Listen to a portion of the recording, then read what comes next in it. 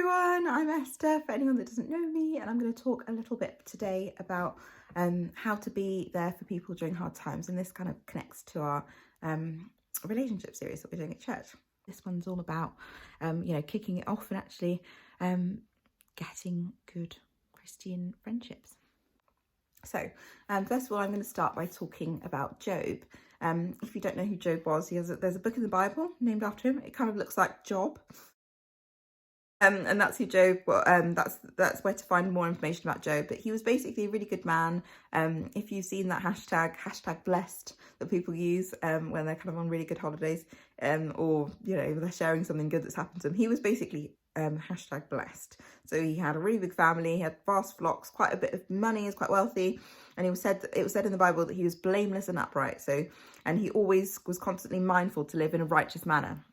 Tried really, really hard to honour God with all his life. But he had this big test that happened to him. So over one day, he was given 4 reports that told him that his sheep, his son, all his 10 children had all died due to either thieves or natural disasters. And then he gets really bad skin sores. And 3 of his friends arrived to comfort him for 7 days. One of them, Eliphaz, tells him that he thinks Job's pain must be due to some sin that he's done and that he probably just needs to be better. And then Bildad and Zophar, his other friends, agreed basically and said that he must have done something really evil to bring it on himself. And, one of them actually said that Job's children brought their deaths upon themselves, which is pretty deep and really nasty, and that they thought he probably deserved more than he'd even gotten. And that's not the way to be there for someone. So there's a really good verse in Proverbs, and it says, a friend loves at all times, and a brother is born for a time of adversity. And I think the question that we need to ask, really, just to start this off, is, do we even have strong relationships with people in church or other Christians? So Jesus spent all his time with his disciples, and they were basically ride or die. They're day in, day out, everything he did, all his preaching, they were there. And the apostles as well in Acts, it gives us another model for this. They had everything in common. They used to worship and pray together night and day, it says, in Acts, and they also shared all their money and assets. So if anyone needed help, they would sell their house and just raise money. They weren't precious about, oh, this is mine and I've worked hard for it. They were there for each other, and they travelled to different places as well to share God's love. And they basically supported each other's dreams. So someone was like, I want to go to this country. They went there, and that's how the gospel was spread. And I think the first place to start for us is actually, to have a real conversation with someone at church. Look around, is there anyone that I can connect with? Don't be kind of looking for reasons not to connect with people. Actually just start trying. It talks about in the Bible quite a lot of analogies about farming and just throwing out seeds. The way farmers do it, they're not targeted, I'm only going to put one seed in the ground and that seed has to grow. Actually just throwing out, just trying different things. You don't know which one of them is going to land, but just try it.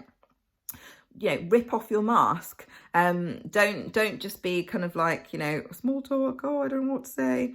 Actually, just be real. Tell them something. Tell them what you don't do well, what you're struggling with, what you want to do well but you can't do well. Share your dreams with them. Say, I don't really talk about this a lot, but this is something I'm really passionate about.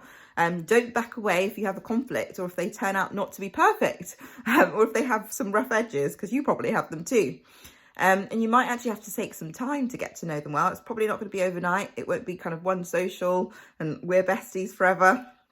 Might have to be a few different, just meeting them and getting to know them. You might have to have some uncomfortable conversations. It's not always about events or going to Krispy Kremes as well. You might maybe just go supermarket shopping with them, go to their house, help them with washing up or putting out the bins, do boring things basically. With them and have really good conversations. If you go walking, go and help them with when they go to walk their dog or they clean their parents' car. Just talk about random things like school, what you were like when you were younger. And that helps you to build deep and genuine connections, basically.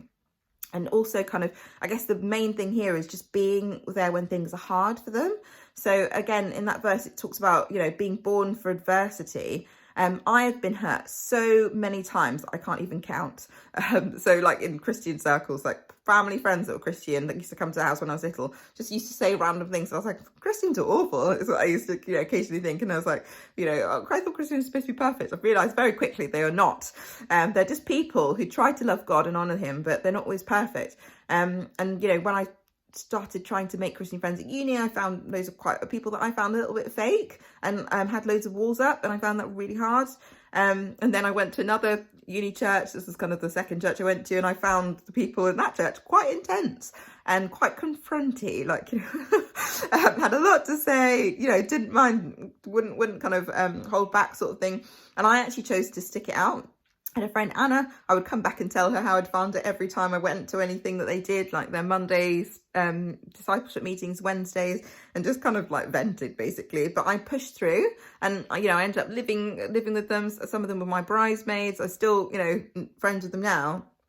And even in our last church, Toby and I had to take some hits in Christian community, and we just had to experience people being messy and not perfect towards us, and just try to forgive them again and again and force ourselves to show love.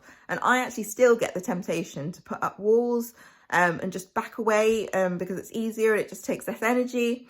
And even this week, I had a really long chat with someone from our church, and I had to untangle some conflict and fight for a relationship.